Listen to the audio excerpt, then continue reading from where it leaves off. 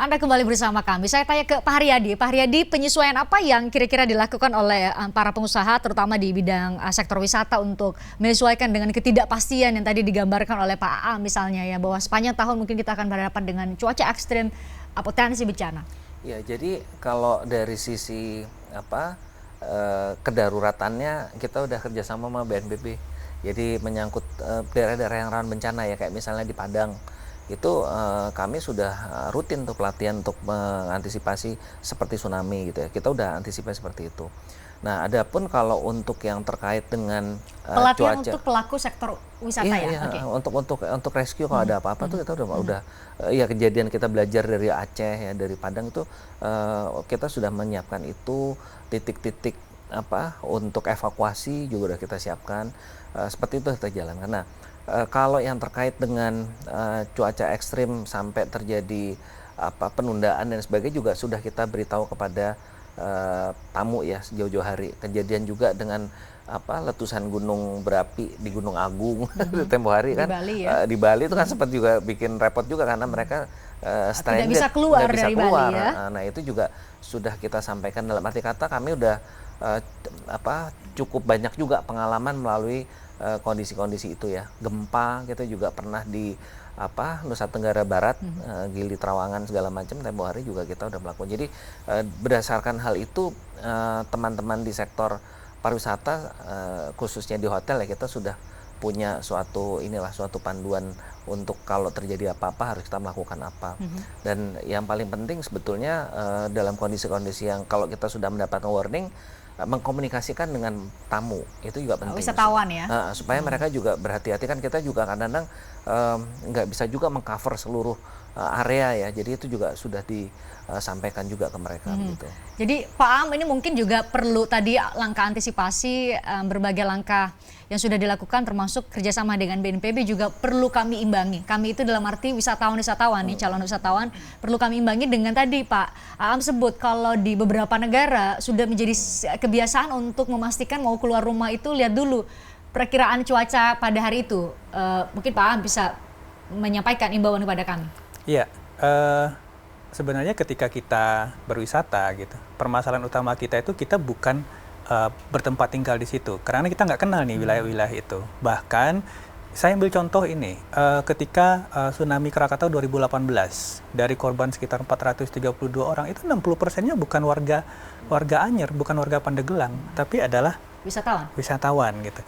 Nah, kita sebagai wisatawan ini yang kita sebut dengan kalau bahasa sainnya indirect vulnerability, kerentanan tersembunyi. Kadang-kadang kita yang hidup di Jakarta kita nggak belajar tsunami nih, karena kan kita di Jakarta bukan daerah rawan jauh tsunami. dari pantai. Tapi kita lupa bahwa suatu saat kita akan ke Bali, suatu saat kita akan ke Anyer. Dan yang bagusnya tadi Pak Haryadi bilang, kalau di Bali itu ada, kalau di pantai selatan Bali itu Mbak Presiden bisa lihat tuh ada tsunami ready hotel. Jadi hotel-hotel yang sudah dirancang sedemikian rupa, bangunannya diperkuat, yang dia ada di pinggir pantai, tapi lantai 1, 2, 3-nya itu nggak ada kamar, restoran, parkir, yang kemudian jika ada air itu bisa lolos, tapi wisatawannya di atas, dan di atasnya ada shelter, ada food storage dan lain-lain. Ini adalah sesuatu hal yang bagus, dan itu sudah berjalan dari penyesuaian tadi 2013 bahwa kadang-kadang kita ketika menaruh satu sign bahwa tsunami ready hotel, kita itu akan memberikan daya tawar yang lebih sebenarnya. Kita memang hotel kami ada di pinggir pantai, kadang-kadang ada berita Megatrust Selatan Jawa dan lain, tapi kita udah tsunami ready hotel loh gitu. Nah, jadi lebih merasa aman dan nyaman ya bagi wisatawan. Oke, kalau Bu Selvi dari ASDP sendiri sudah melakukan beberapa penyesuaian, termasuk mungkin kalau kami ikuti biasanya ada bahkan pembatalan penyeberangan dan lain-lain. Mungkin hal-hal apa lagi yang sudah dilakukan untuk bisa tadi kita masukkan ke kategori penyesuaian dengan berbagai ketidakpastian soal cuaca? Oke, baik Mbak. Jadi untuk menyikapi cuaca ekstrim ini tentunya kan kami juga berkoordinasi dengan intensif dengan para stakeholders, masuk BMKG, kemudian BNPB, juga BPTD, di mana BPTD ini adalah aparatusnya Kementerian Perhubungan maksud saya, yang memang tugasnya itu adalah berwenang untuk menentukan jadwal kapal ataupun juga menentukan apakah kapal ini boleh berlayar atau tidak gitu ya.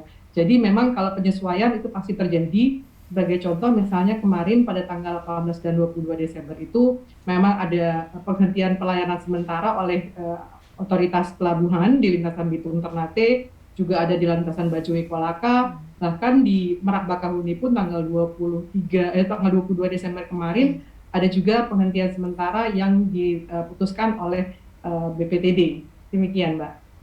Pak Miming mungkin bisa cerita tadi, kalau tadi Bu Selvi bilang ya sudah sering berkoordinasi dengan BMKG. Pola koordinasi dan komunikasi antara stakeholder termasuk tadi BMKG, BNPB, ASDP, mungkin juga termasuk dengan para pelaku sektor usaha itu seperti apa? Perlukah kami khawatir bahwa komunikasi antara para stakeholder ini belum berjalan secara baik atau sebaliknya yang terjadi? Ya, alhamdulillah untuk saat ini kalau koordinasi dengan stakeholder ya kami sangat kuat sekali, terutama dengan BNPB, kemudian stakeholder dari ASDP juga. Jadi BMKG itu memiliki lebih dari 100 UPT BMKG yang tersebar mulai dari Sabang hingga Merauke, dari wilayah Sumatera bagian utara hingga ke wilayah Papua bagian selatan, dan itu ada juga di bandara-bandara.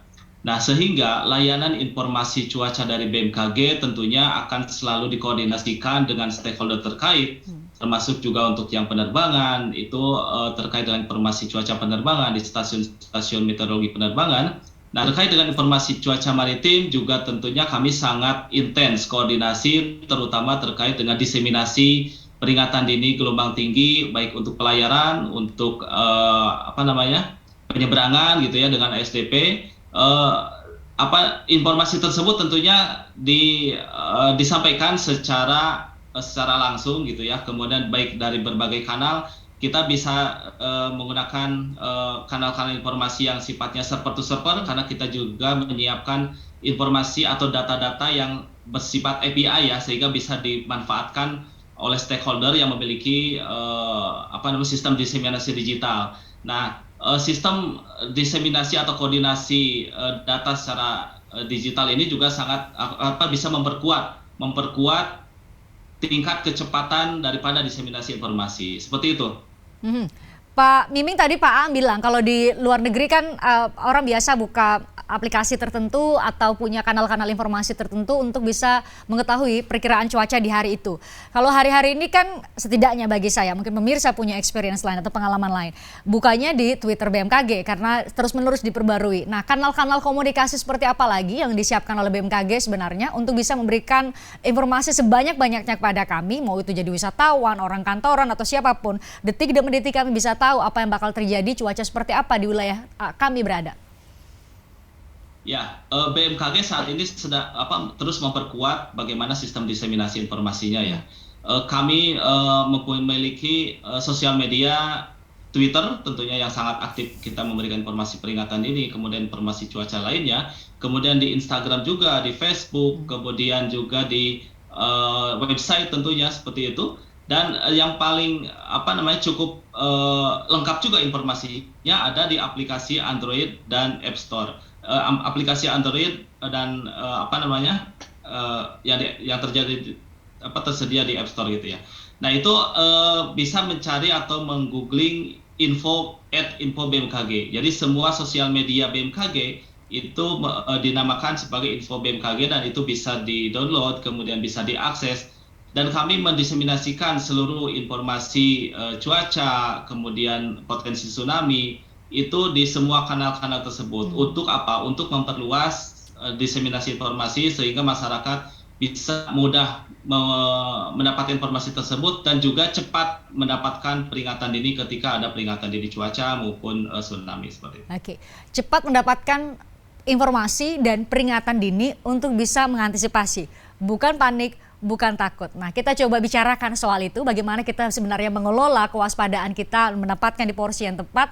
1 tahun ke depan, kata Pak Aam, kita ada bencana, ada cuaca ekstrim, apa yang perlu kita lakukan bersama. Sesaat lagi kami lanjutkan obrolan terkait hal ini di Obrolan Malam. Tertarik dengan diskusi saya dengan para narasumber? Saksikan Obrolan Malam dengan topik-topik menarik lainnya. Jangan lupa subscribe ya channel YouTube Berita 1. Like, komen, dan share video ini ya. Terima kasih.